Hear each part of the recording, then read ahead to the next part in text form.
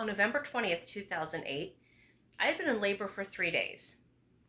I was at home, curled up in bed, and just wishing it would all be over. I had a friend who was there to hold my hand and whisper soothing words to me while I labored. Honestly, at that point, I just wanted it all to be over with.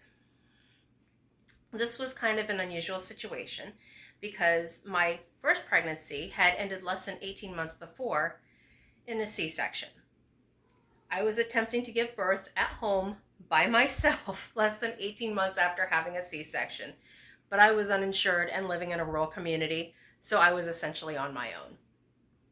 Thankfully, at 11 o'clock that night, I gave birth to a healthy 8-pound baby boy, and he was okay.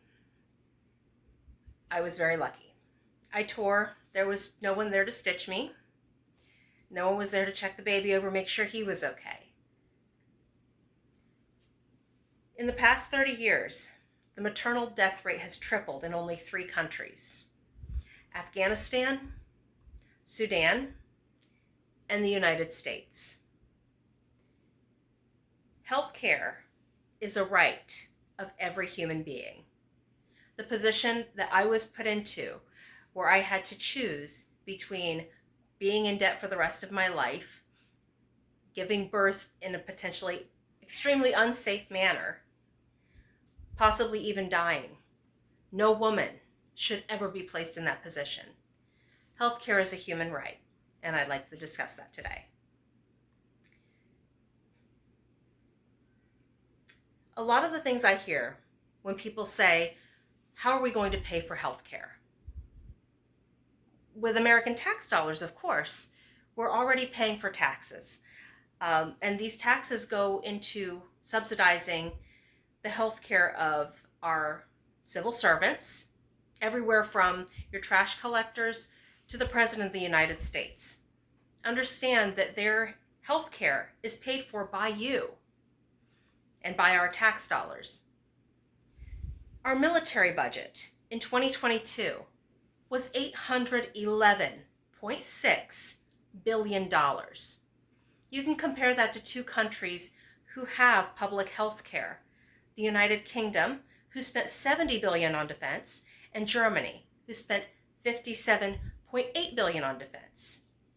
Again, their citizens still get public health care. Your taxes are already subsidizing someone's health care. And one of the arguments I hear from a lot of people is, I don't want to pay for someone else's medical procedure. You probably already are without even knowing it. Understand that you don't have a say over where your tax dollars go if they're subsidizing someone else's health insurance. You're probably already paying for this procedure. And granted, not every procedure is going to be covered by insurance. But what people do with their health insurance is their business. Understand that your tax dollars are doing lots of things that you don't really become involved with. For example, infrastructure.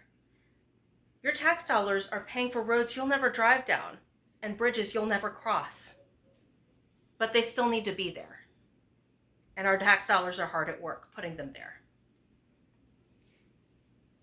So I'm not suggesting that we increase tax dollars at all. I think the American tax system needs to be reevaluated so that we can understand where our money is going, have it be more transparent, and have it work more for us. For example, we are already paying for politicians' travel budgets. We're paying for public officials, their salaries. We're paying for stadiums. Why is that more important than your health and well-being? It's not. Ron DeSantis, in the past 2 years, has spent $13 million in taxpayer money just on travel and on security for himself. He's also being subsidized by private donations, which are not reimbursed to you, the taxpayer.